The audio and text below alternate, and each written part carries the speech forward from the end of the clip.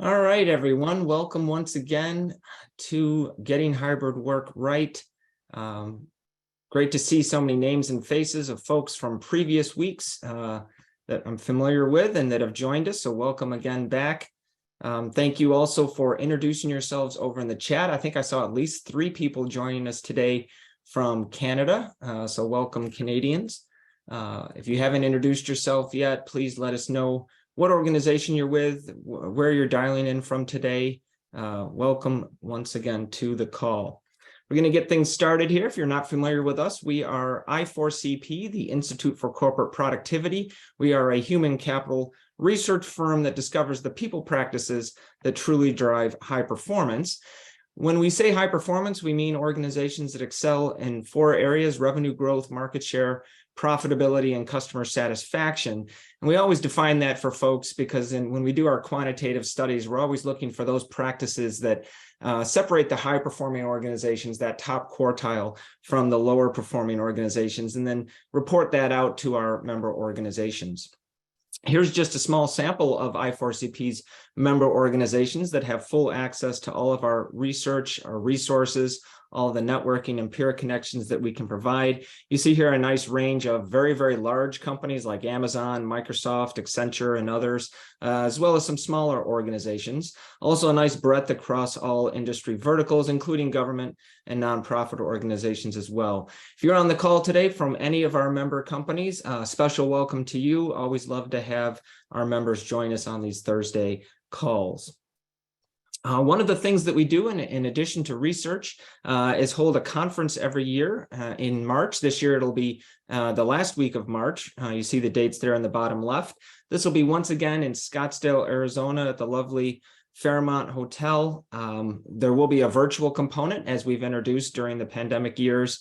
So you can attend in person, you can attend virtually. You see a discount available there in the bottom right if you sign up by December 9th. Lots of other folks have already signed up. They've been signing up for many months now, even signing up their entire teams. It's a great development opportunity. This is a conference that we hold every year for HR leaders. There are no vendors or consultants at this conference, which makes it pretty unique and pretty special for everyone that attends. You see here just the initial batch of great speakers that we've got lined up. We'll be announcing other speakers in the coming weeks. Kevin, anything you want to note about this conference? I know it's a highlight of our year every year. We got a lot of signups this week. I was thrilled to see so many people decided to join this week, because I think they probably saw our announcement about the deadline here to save money. But more speakers still to be announced. Yeah, that's great. And I think we inverted the slides a little bit this week. I didn't really introduce you. You are our CEO and co-founder, Mr. Kevin Oakes. So welcome as always, Kevin. Good to see you, Tom. Yeah, we'll be introducing our special guest for today in just a moment, but a few more topics first. I want to note that these Thursday calls do occur every Thursday. We focus on hybrid and flexible work every other Thursday. And in between, we have calls that focus on different specialized areas of HR. So you see some of the ones that we'll have coming up on the 17th, next Thursday. We'll have Maureen Mo Berkner-Boyt from the Moxie Exchange.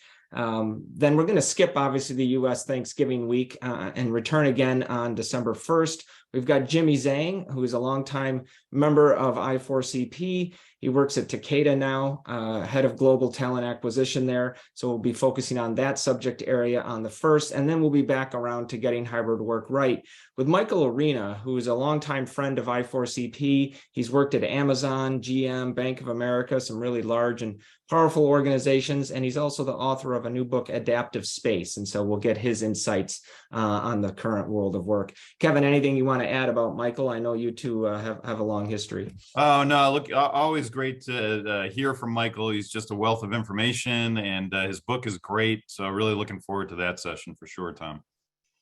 Absolutely, me too. All right, before we get to our guest today, there's a lot going on in the world. Obviously, elections this week, big and still ongoing, unraveling what the results of all those will be. But another major thing that made headlines, of course, was the much anticipated for better or worse, Elon Musk takeover of Twitter. And there's already lots of repercussions of that. We wanted to find out a little bit more about the sort of the people aspect of this, the HR aspect of this. And so we did a pulse survey recently, and unlike some of our pulse surveys, got quite a lot of attention with it. A lot of people participating in that. A couple of the questions you see here that we asked, if you worked at Twitter, what do you think your reaction would be to the recent takeover and the policy changes? You see 42% saying they would send out their resume already furiously. Another 17% would have already quit. 15% in a wait and see mode, 15% even excited to see what the future would hold. So definitely a range of responses, but you can see what the predominant response is. Would you accept an offer to work in HR at Twitter right now, given sort of the chaos going on? 73% said no, although I will say that some of that 73% might not be so much anti-Twitter as it might be just they're happy where they're at. We didn't go into the different reasons why you wouldn't want to work at Twitter, but certainly with such a large percentage, I think we can all read into what's going on there. We also ask, what is your opinion of Elon Musk's handling of Twitter since he's assumed ownership? Again, similar number, 69% saying he's mishandling it right from the start. 22%, about 1 in 5, saying he's a seasoned business executive who knows what he's doing, and 9 or 10% saying not quite sure yet, gonna have hold back on voicing an opinion. We also ask an open answer question, describe in one word Musk's leadership style. And this was very interesting. Got all sorts of one word. It was practically a thesaurus of mostly negative, but some positive terms as well. The most common ones, chaotic, erratic, autocratic. On the negative side, there were far fewer that were positive. Some of them sort of, in a sense, value neutral, but could be seen as positive, bold, decisive. You can make bad decisions and be considered decisive, but that can also be seen as a positive. Visionary, probably one of the more positive ones. Negative ones definitely outnumbering the positive. And then lastly, wanted to note just this morning, this again was foretold. He had a meeting with Twitter employees a little while ago, actually a month or two ago, and did reiterate his attitude towards remote and flexible and hybrid work. But this was just released this morning, an actual email going out to the remaining Twitter employees, of which there are far fewer now than there were even a week or two ago, saying that indeed remote work is going to end at Twitter. So definitely wanted to highlight that, given the nature of this call, getting hybrid work right. This in particular is a policy that Musk is implementing that would strike the theme of this call. Kevin, what are your thoughts on all of this? I've just presented some of our pulse survey data, but I want to hear from you. I find it fascinating. It's like an experiment unfolding before our eyes right now, Tom, to see how this plays out.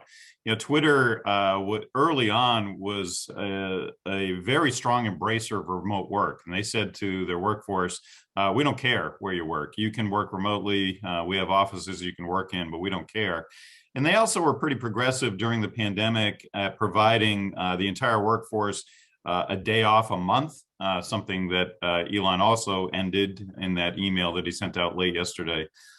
So it'll be interesting to see how this all plays out, Tom. We had a little fun with that survey, just trying to be timely, with everything that's been in the news about Twitter. But we thought this would be a good intro to our guest, and so we forewarned Jessica we were going to do this. But Jessica, thank you very much for joining us today. We're pleased to have Jessica Noble. She's the VP of Employee Experience at Hallmark. So Jessica, thanks for joining us. Thank you so much for having me. I'm so happy to be here. And yeah, what a crazy week it has been, particularly for those folks at Twitter. I was laughing, as many of us were over the last couple of days laughing's maybe not the right word, but observing with curiosity over the last couple of days, as we've even heard, Elon reaching back out to folks that they've laid off to come back to the organization, while then they're also communicating things like the end of remote work and this one day off a month. So it's just very odd time for that organization for sure. Yeah, probably not best practice. No, there's a lot of funny memes going around. I saw one this morning that said, if you want to know how to do layoffs, just don't do what Elon Musk does. Exactly. You could apply culture, you could apply a lot of things there. So I assume it's a little calmer at Hallmark and not quite as crazy over as it is at Twitter. But I'm also going to assume that there's probably a lot of people in our audience that have a certain assumption about what Hallmark is all about, and they're underestimating what Hallmark is today. So if you could tell us a little bit about the company and then just your role in the company, that would be great, Jessica. Yeah, happy to. So yes, so Hallmark is, you guys probably know Hallmark or hopefully have heard of Hallmark and probably most likely associate it to our greeting cards or the Christmas ornaments that many of us grew up getting as gifts as we were children, even into adulthood. But Hallmark today is comprised of 3 distinct companies. The first company is Hallmark, the traditional Hallmark that you think of, which is our greeting cards, our ornaments and gifts, our retail stores. So that if any of you have ever been inside of a Hallmark Gold Crown store, that's part of the Hallmark traditional business. That's actually the part of the company that I work for, which is sort of that Hallmark proper. Hallmark also owns Hallmark Media, which is the cable conglomerate that owns the Hallmark Channel. Hopefully many of you are already tuning into the Countdown to Christmas programming that the Hallmark Channel serves up every year, watching women in the big city go back to their hometown and fall in love with the hunk at Christmas. Hallmark Channel, or Hallmark Media rather, also owns Hallmark Movies and Mysteries, which is another cable channel. Hallmark Publishing, which is a collaboration between books that tell the Hallmark-esque stories and then turn them into programming, and then a streaming service, Hallmark Movies Now. And then the third company that Hallmark owns, which is a little known fact for most people, is Crayola. Hallmark acquired Crayola in the 1980s, and it's been a very lovely and wonderful company to add to our family of brands. Very purpose-driven, much like the traditional Hallmark company and Hallmark Channel are. Crayola fits that same kind of purpose-driven mold that all Hallmark companies do. So, as I mentioned, my role is really to lead employee experience and communications for that first company, that the Hallmark organization that was founded all the way back in 1910.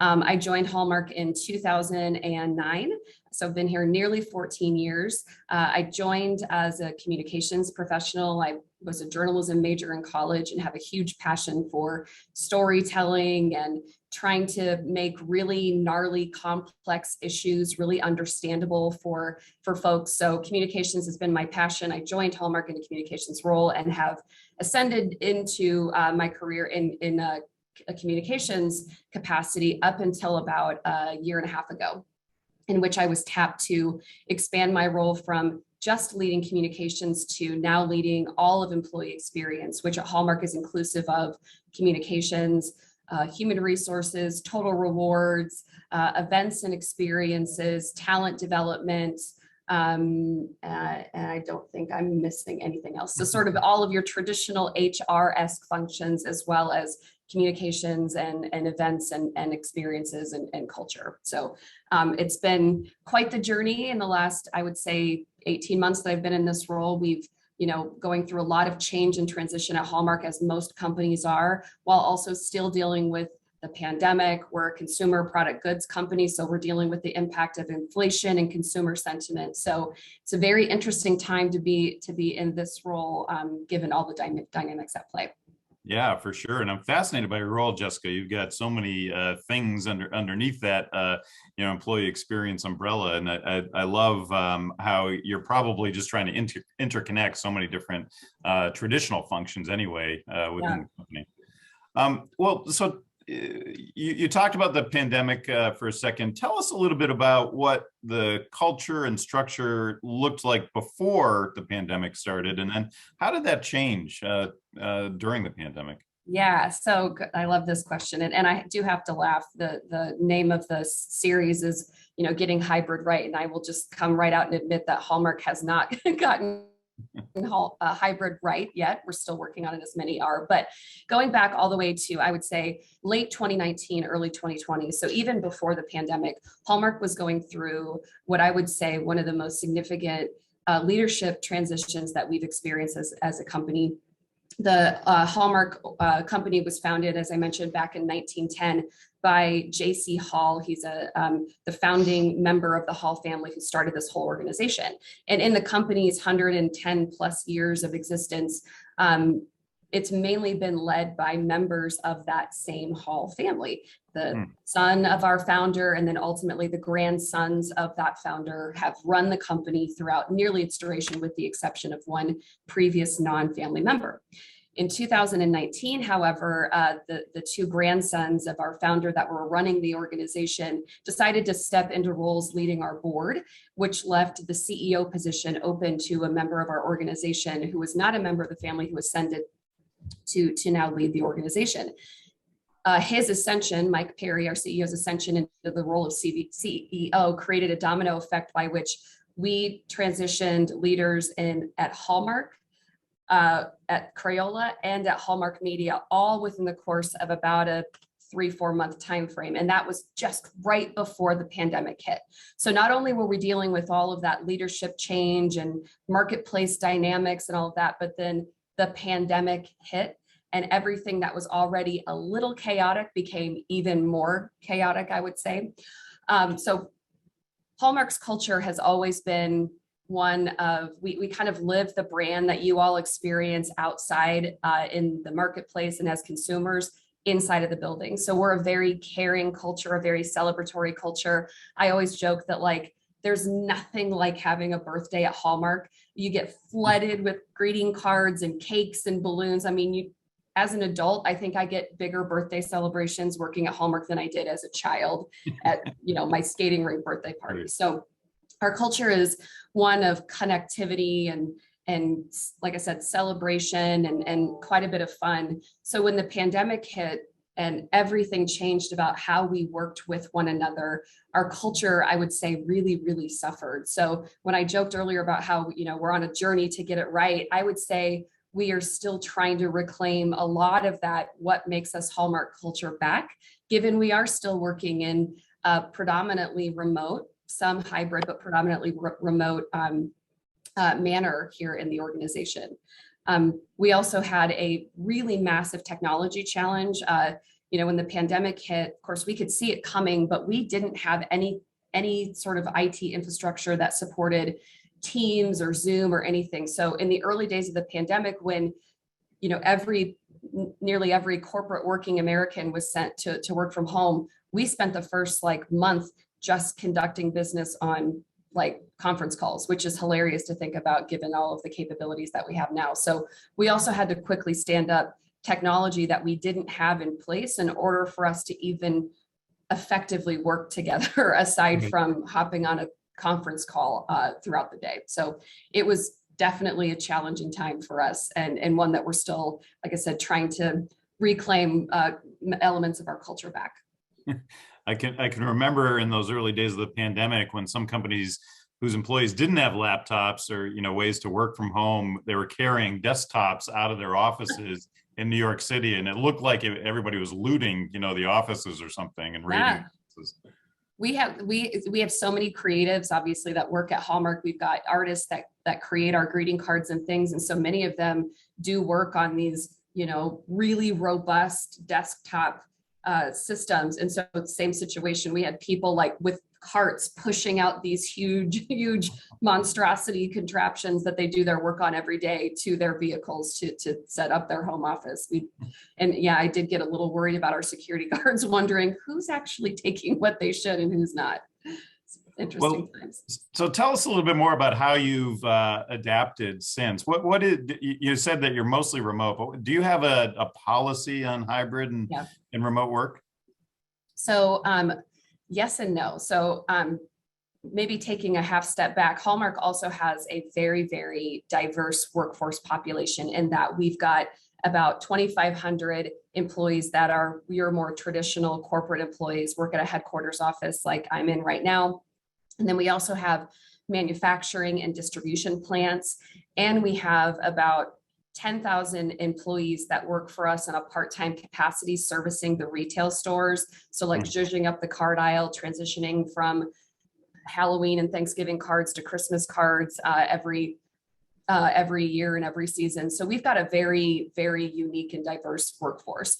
So much like anybody who was on the front lines from a manufacturing, distribution, in-store perspective, many of our employees really never changed the way that they work when the pandemic hit, because we needed them in stores to continue to service our cart aisles, and we needed them in the plants and our facilities to continue to produce and get our product out the stores. So our headquarters-based employees are those that are still working in that predominantly remote fashion.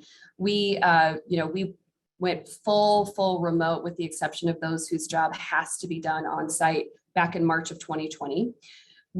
I would say, more broadly opened our headquarters building in April this year with a no hard edges, as we refer to it, practice. I can't even say it's a policy, but practice that basically gives the individual manager the autonomy and discretion to determine when and how often their employees are in office.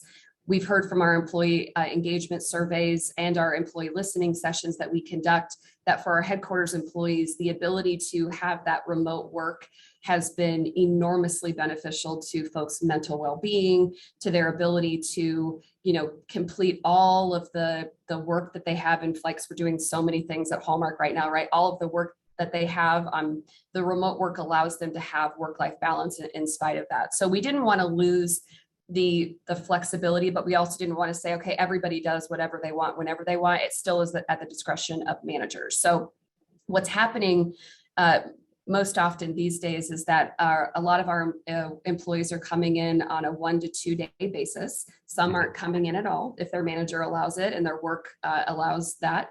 And some are coming in more, but predominantly 2 to 3 days, or 1 to 2 days, maybe 3 days a week, mostly on Wednesdays. That's the day I would say the office is most full, but even then it's, probably a third of our actual employee population coming in on a regular basis. So I think our leadership is acknowledging that while the no hard edges approach that we have in place right now is effective, continues to be effective, in order for us to continue to try to reclaim the community and culture, that celebratory, fun nature of what it is to work or at Hallmark, what it means to work at Hallmark, we do and would like to get people in office more. It's got to be purposeful. I was in the office yesterday and I spent 8 straight hours sitting on my computer with my door closed in my office. So that can't be the experience. So finding that right balance of, purposefully getting people back in office to reclaim those benefits while also not creating a mandate to get people in on a specific set of days is kind of the balance that we're trying to strike right now. Yeah, knowing and having prepped for this call with you, Jessica, that's one reason that the timing of our pulse survey with Twitter was so timely, because I knew that the juxtaposition of those two very different approaches would be quite stark. I think your phrase, the no hard edges, your philosophy at Hallmark, not surprising given your brand, but also, again, the extreme opposite of how people perceive Elon and his approach at Twitter. Yeah.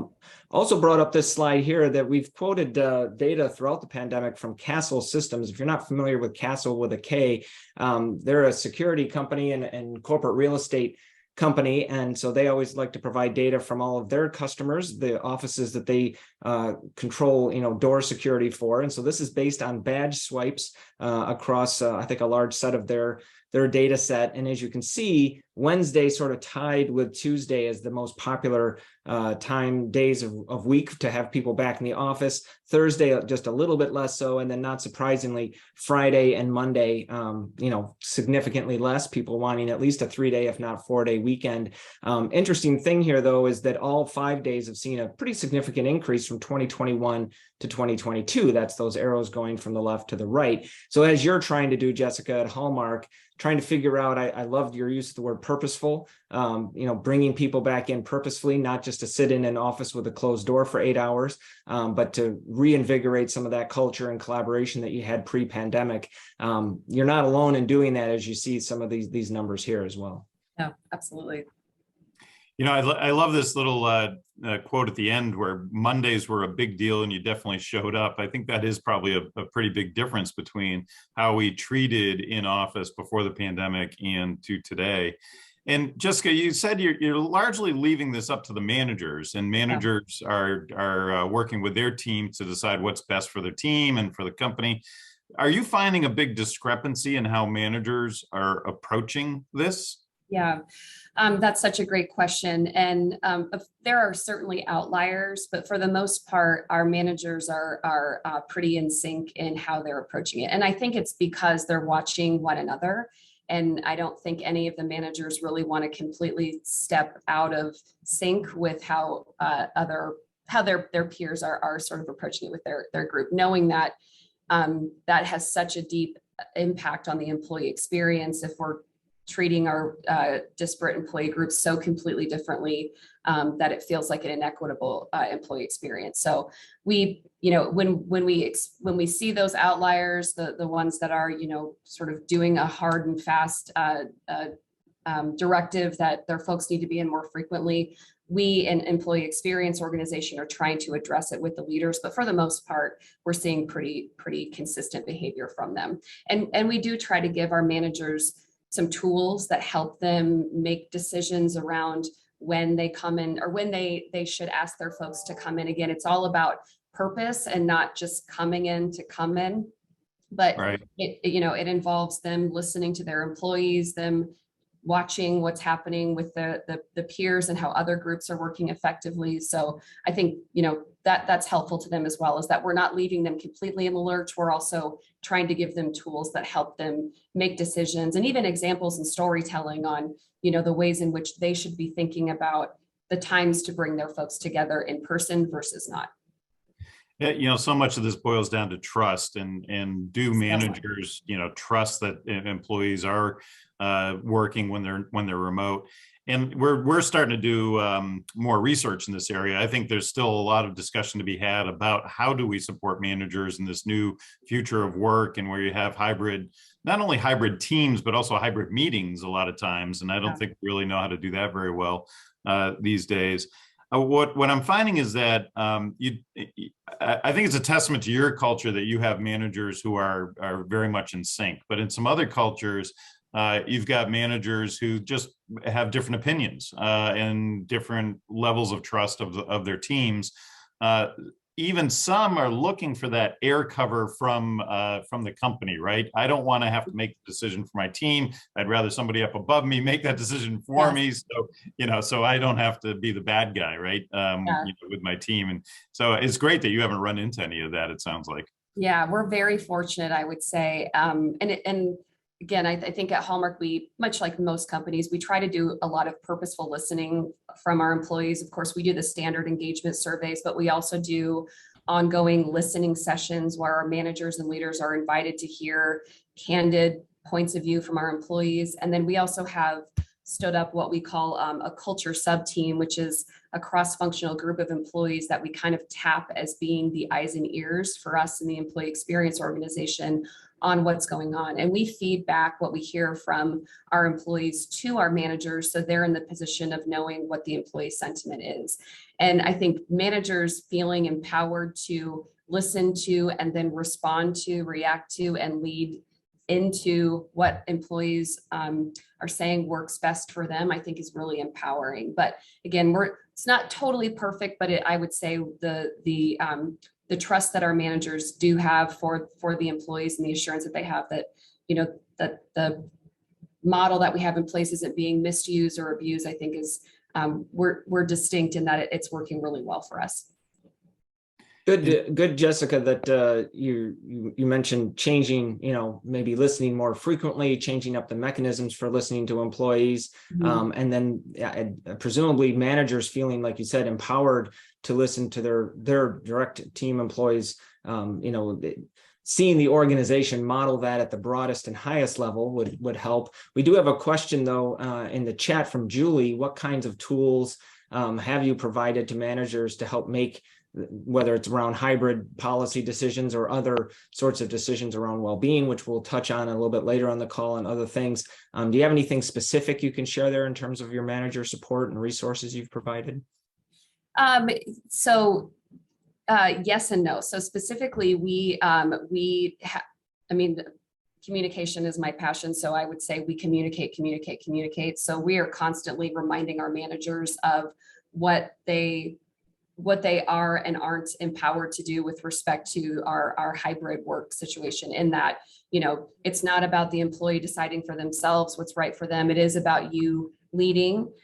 So we remind them of that, of all the time. We remind them of the fact that there are situations in which it is better to work in person. Brainstorms, you just referenced how I don't think we've gotten hybrid meetings right. I completely agree with that. So again, we provide those examples. We do a lot of storytelling with our leaders. So if we've seen an example of a manager who has put in practice something that other managers can utilize, we do a lot of storytelling where the manager who has provided that example actually tells their peers through our intranet or newsletter or videos how they approach the decision and how it's working for them, to try to provide examples.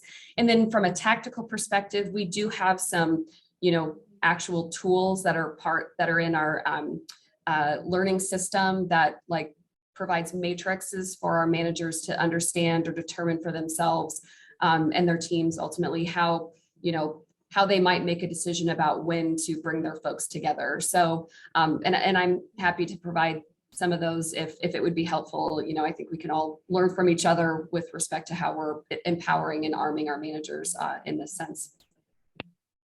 I like the question, Tom, that Lisa just asked, because I'm hearing this in different companies that I'm visiting.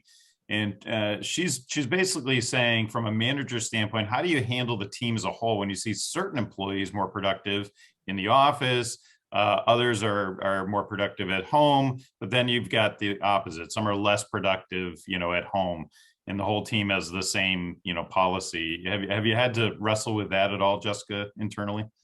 Yeah, I think absolutely.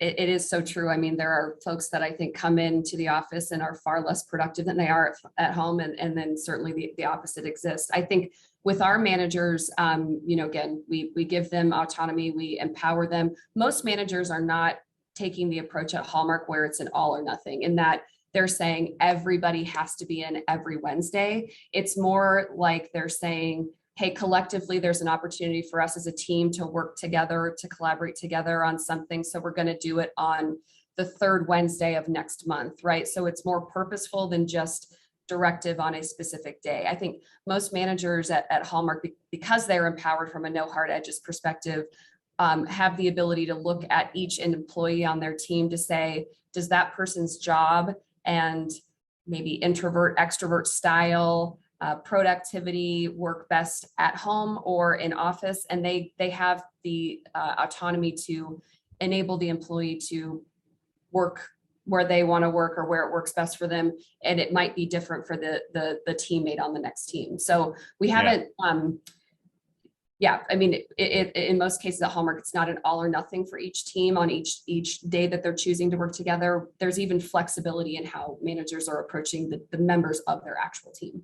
Got it. I was talking to a CHRO the other day who works in a company where everybody has to be on site, right? That's the CEO's edict. And he was telling me, hey, look, Kevin, we are losing half of our candidates because of that. And we're just finding it very hard to attract people to the company because of that policy. And I'm just curious, there was a question in the chat about this. Are you seeing your policy impact your ability to attract talent? Yeah, I would say yes on both sides. So we're seeing our policy attract talent and be a benefit in some ways. And then we're also, probably like some of you on this call, hearing from folks that they have, that it's harder to attract talent when there is no predictability in the in-office experience.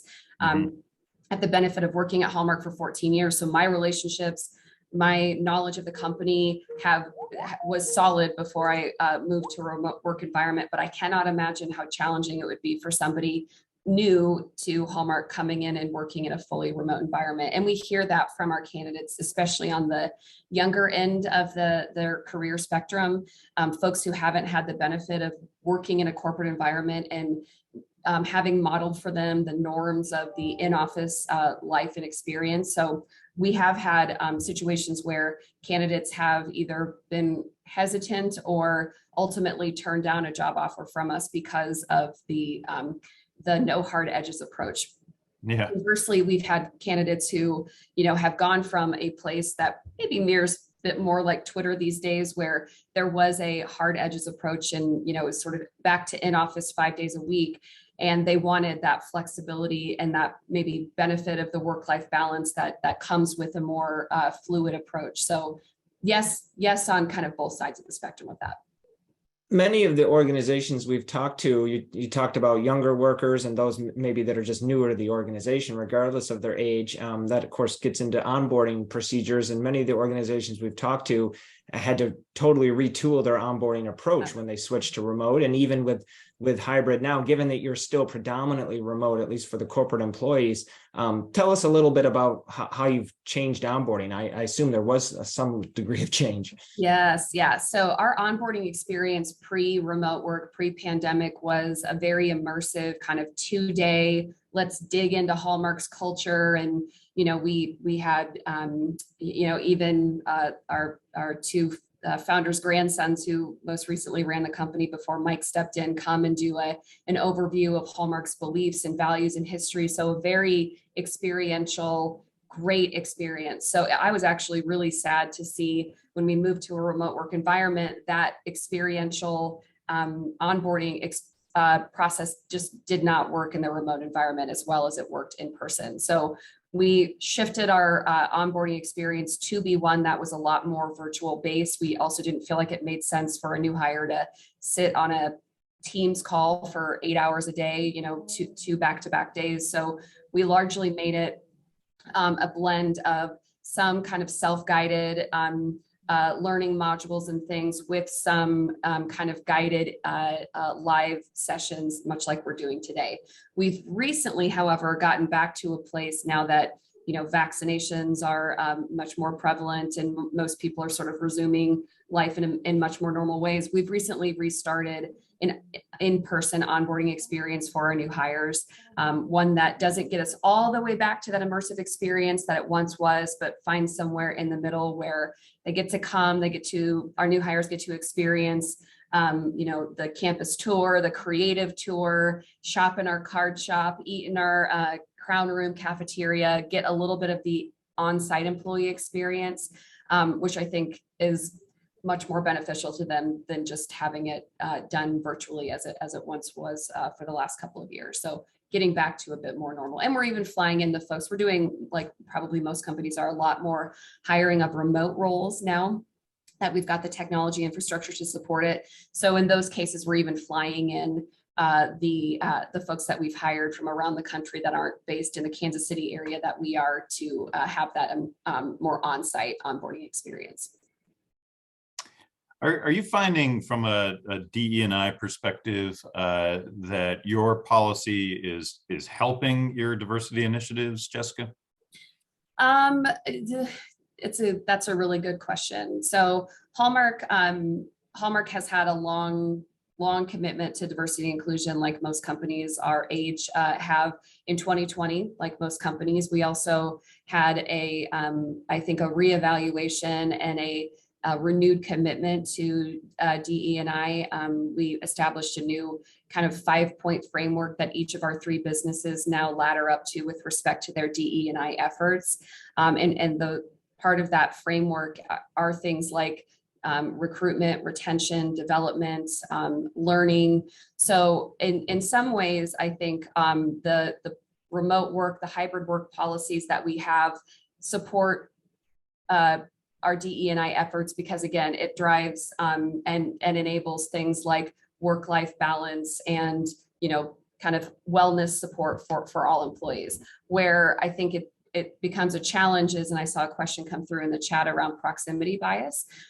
Obviously, when you're around people and you see people, you think of them, right? When it comes to promotional opportunities, developmental opportunities. So our managers, our leaders, our company leaders have to have even more of a focus, I guess, on making sure that they are purposefully reaching out and engaging with their employees, given the fact that they're not running into them on a, in a meeting or in the hallways of the building. So, to be honest, I think it has been more challenging having our predominantly remote workforce when we are still trying to grow and develop our DE&I efforts. Yeah, I like, sorry, Kevin, I like that approach. I'm glad you called out the question on proximity bias from the chat, because I was going to surface that. And given that you're still predominantly remote, again, for the corporate employees, you probably haven't seen too much of a problem with that yet. And it sounds like you're going to be heading that off by, again, encouraging employees or managers rather to be more intentional in their communication and how they're interacting with everyone. So if they get into that sort of habit now, while they're still mostly remote, then to the extent that it becomes more of a balanced hybrid approach, possibly, we'll see in the future, that proximity bias might not surface in the way it certainly existed prior to the pandemic for those companies that had virtual teams and is causing some degree of difficulty for companies still today. Yeah, absolutely. That's the hope. I keep referring to these listening sessions that we have. We ask our managers to, take time out, listen, get your folks together on virtual coffees, or if it works for your teams, in-person coffees. It's a requirement of our leaders here. So we're hopeful that through exactly what you just named, Tom, the behaviors that we're asking them to adopt in this virtual environment, which was different than our pre-pandemic, pre-remote behaviors, that the habits will carry forward when we do evolve to a place where we're different than a predominantly remote, no hard edges approach that we are today. Yeah, absolutely. You mentioned listening strategies again, listening sessions again. We did have a couple of polls we wanted to run. I think we've run these on a few I4CP calls recently, but we'd like to ask all the participants on the call these two questions. So you'll need to scroll down to get to the second one. But the first, these are both related to listening, surveying your employees. As part of your employee listening strategy, how often do you seek employee input? So let us know if that's once or twice a year only, quarterly, once a month, more often. Let us know that. And then also when surveying employees, how do you handle the open answer questions? Do you not have such questions? Or do you use maybe technology? Is it more of a manual process to evaluate responses, the comments you get from open answer questions? So we'll give everyone a couple, maybe 30, 60 seconds to answer these two questions and then take a look at the results. But Jessica, how would you have answered these two questions? Yeah, so for the first question, how often do we seek employee input? We take an always on listening approach. We of course have the formal channels by which they are more tied to a time frame. We do one big annual employee engagement survey followed by pretty regular pulse surveys, but we are always listening with our listening sessions. We are always listening through the culture sub team, which is that group of cross-functional employees that I named that are sort of our eyes and ears, our pulse of the organization. We of course enable two-way dialogue on our intranet and things. So we are always listening to our employees. What we do then in terms of the kind of verbatim comments. So we allow through our formal employee survey, the tool that we use, Culture Amp, allows verbatim comments on every single question, as well as we offer up at least 3 big kind of gnarly open-ended questions. We analyze and review every single comment. The most recent survey we did, which would have been earlier this year, I think in the springtime, we had 16,000 verbatim comments just for my portion of the business, the Hallmark business. And my manager, who's the president of our business, and I read every single one. And, certainly try to seek themes and commonalities that we can pull up. We like to say, much like, again, you guys probably do, that the survey data gives you the data, but the verbatims give you the context behind the answers that were provided. So we actually spend so much time in the verbatims to try to contextualize the data that we get from the quantitative results. And that's ultimately where we end up kind of taking quite a bit of action on, is what the story behind the results tell us through those comments. Yeah, that's great. It's important. As someone who's a research analyst, and believe me, we spend a lot of time when we do a major study figuring out our hypotheses and coming up with as good of survey questions as possible. But even with those efforts, there can be multiple reasons that someone would pick a certain answer, and they could be diametrically opposed. And so you can usually tease that out better with the more verbatim open answer type comments. Yeah. So did these results surprise you at all, Tom? No, not really. I think they're somewhat similar to what we've seen on other calls. Still a lot of organizations doing listening sessions or surveys once or twice a year only. Good to see quarterly up as high as 30%. And also that always on approach that Jessica, you said you have, in addition to the formal surveys at 1 out of 4 there. And then the second question, using artificial intelligence, natural language processing, only at 16%. Not a lot of organizations have moved to that yet, but still, I'm sure we'll see that number increasing over time. Mm-hmm. Yeah. But I'd like to know how many people are reviewing those write-in comments, at least either manually or through the technology as you're doing, Jessica. I think that's where the gold is, right? Just having people talk about issues in their own words. It's always hard for us writing surveys to presuppose, what the major issues are and limit it to that. Having people be able to speak in their own words to it, I think, is very illuminating.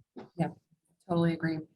So let's talk about culture a little bit, Jessica. Given how much you've done from a listening standpoint to understand your culture, and this is obviously we published this book, Culture Renovation, a little while ago, so it's a topic near and dear to our heart. I'd love to just hear about your culture. How are you thinking about it going forward versus you were very descriptive about what the culture is today.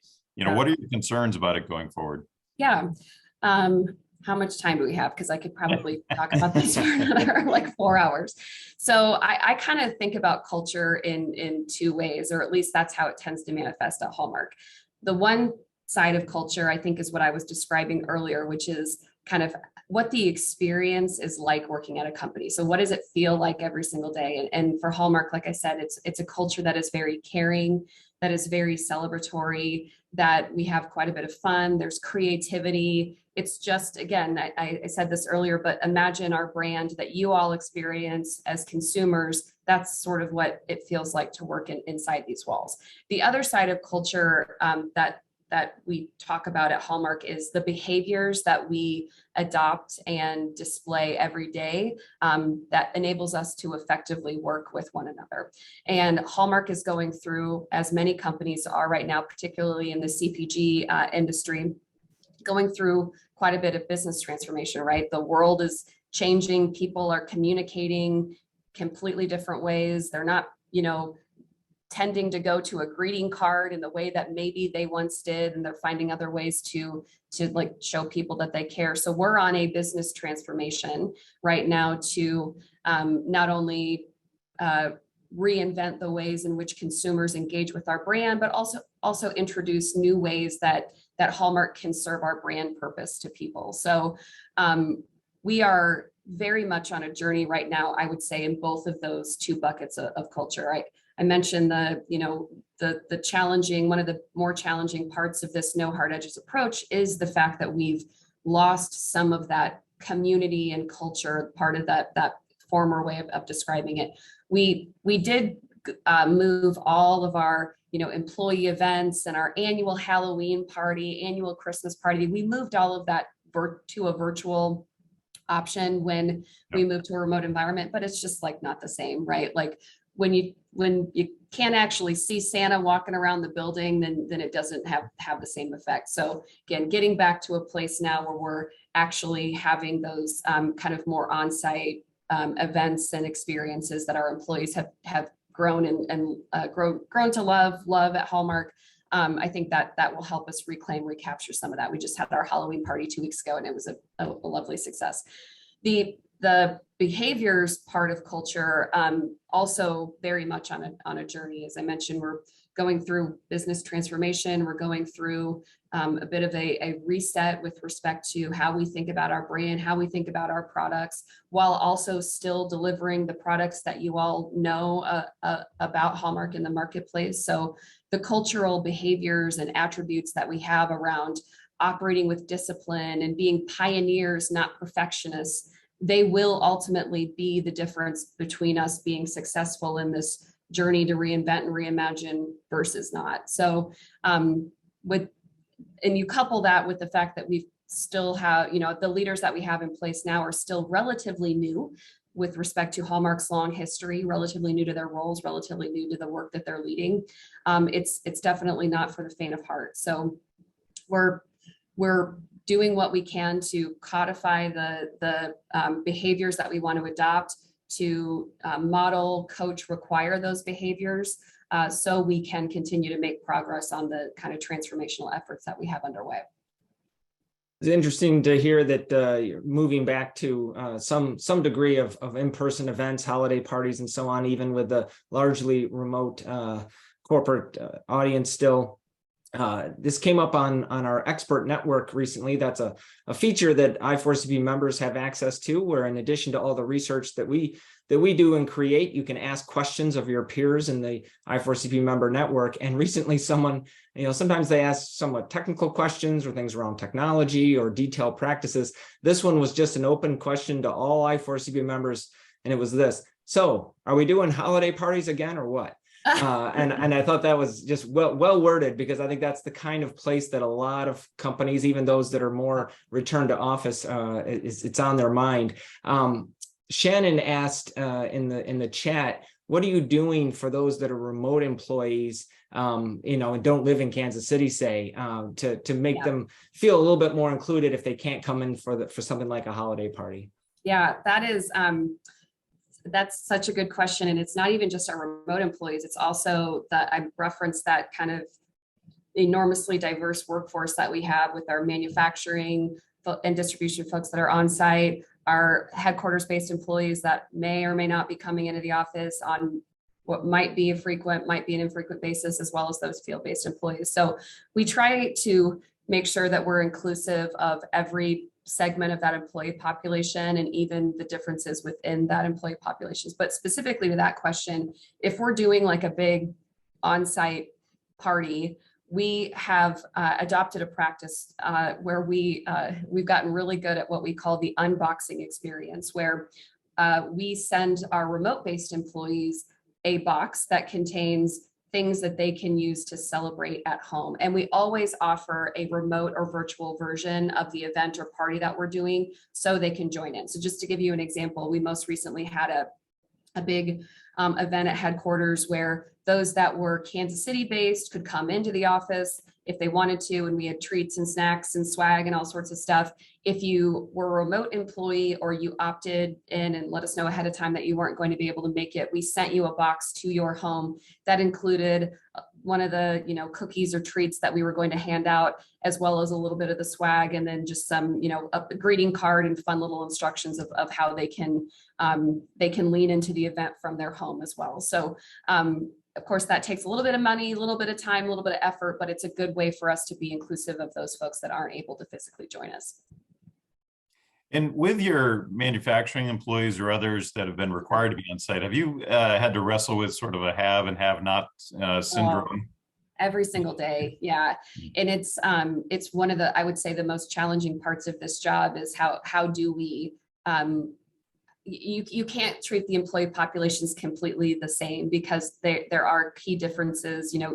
Most obviously the fact that most headquarters-based employees can do their jobs from home or from anywhere, whereas our manufacturing distribution folks can't. So the earliest days of the pandemic, that was a real challenge for us to try to balance the messaging, right? We were telling our our headquarters based employees like, hey, work from home, like take care of yourselves, work from home. Where our manufacturing distribution center folks were going, are we not to take care of ourselves? So we had to over index in how we were, providing good and positive experiences for those folks that continued to be on site. And we were really intentional about our language, right? So we never said, for your safety, headquarters employees, go home and work, because our manufacturing distribution center folks had to be on site and they would question does our safety not matter? So we way over indexed in, and like I said, the things that we offered the folks that had to work on site, lots of things around treats and food trucks and celebrations and things, just to try to, show our love to that particular population. We've also adopted, knowing that flexibility is such a sticking point for folks these days. And, we, within our headquarters group, talk a lot about the flexibility that our folks here get. We've also gotten innovative around how we can offer flexibility within our manufacturing and distribution center offices. For example, we introduced a new shift that allows some of our manufacturing and distribution folks that work in facilities that are 3 shifts, the option to work 3 straight 12s and then have 4 days off. So it's a way that the job can still be done on site, but also gives folks, hey, if you want to work those longer days, you've got a choice that then gives you 4 full days off. And when we introduced that, the signups for it were gone in like 5 minutes. So we had to add additional options and additional shifts that enabled that. So it's still, a balance for us, that haves nots, but we're really trying to focus on not the same, but equitable. How can we introduce things that work for that population and really kind of continue to take care of them, given that they don't get the same options and experiences that the headquarters folks do. Yeah, thanks for sharing that example. That was exactly what our research flexibility or flight that we did close to a year ago now found, was that its flexibility is about a lot more than location flexibility. It's about things like time and days of week. And I think that example is a great one of having those 3x12 work schedules. So you can still have, if you want, a 4-day break. We've only got a couple minutes left. I'm just curious if you have just a quick thought on maybe the topic of burnout. I've brought up here our slide with our research on holistic well-being, and in particular, burnout has become sort of the catchword for well-being, one of the issues that companies are struggling with. So tell us how you've been handling that before we wrap today. Yeah, the topic of burnout is so it's interesting because you've heard me say a couple of times, hey, our no hard edges really allows people to maybe better balance their life if they don't have to commute and they got the ability to do a load of laundry while they're working from home. The converse of that is that, as many of us experience, when you work from home, there is no separation between work and life. You live at your job, basically. I walk 4 steps from my bed to my office, right? It doesn't give a lot of separation between the job I do and the life I'm trying to live at my home. Plus the days get longer and there's all this Zoom fatigue, all of that. So what we, like I have said with everything, it continues to be a journey for us, but we really try to make space for thinking and learning. We introduced a concept of no meetings days at the second Tuesday of every single month. We have a hard mandate that there are no meetings. Those are the days that employees can use to completely and totally catch up on those gnarly projects and things that they don't have work time to do during the day because they sit on meetings all day long. We're introducing what we call a wellness hour every day, where an employee is asked to protect 1 hour of their day every day for things like catch up or lunch or a walk. We've been really, really intentional, as many of you have, around communicating the opportunities and the options that exist within our employee assistance program. We expanded that program during the pandemic years and rolled it out to our 10,000 field-based employees, a population that wasn't previously included in our EAP offering. We remind folks all the time, hey, if you use your PTO, take time away from work, leverage the options that you have. We really try to lean into a message of empathy and care, acknowledging that these times aren't easy, this work isn't easy, but taking care of yourself is the best way for you to continue to contribute to the goals and the work that we need you to do at Hallmark. Yeah, I mean, those are all great examples. I like the fact that the no meetings day is on a Tuesday. I mean, we've talked with a lot of companies where it's on a Friday. I think that's an interesting twist to have on a Tuesday, Yeah. and that protected hour being every day, not once a week or something like that. I think those are some. I think you're leaning into some very good practices there.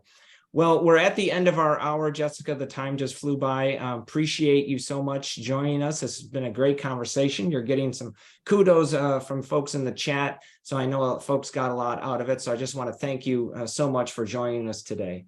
Thank you so much for having me. It did fly by. It's been a pleasure. Appreciate you all. Well, yeah, I'll say thanks as well, Jessica. And for those of you who are still on the line, don't forget to join us with Michael Arena on December 8th at the same time on how adaptive teams get hybrid work right. Jessica, you are awesome. Thank you very much for sharing. And we'll be talking soon, I'm sure. Thanks, guys. Take care. See ya. Bye-bye.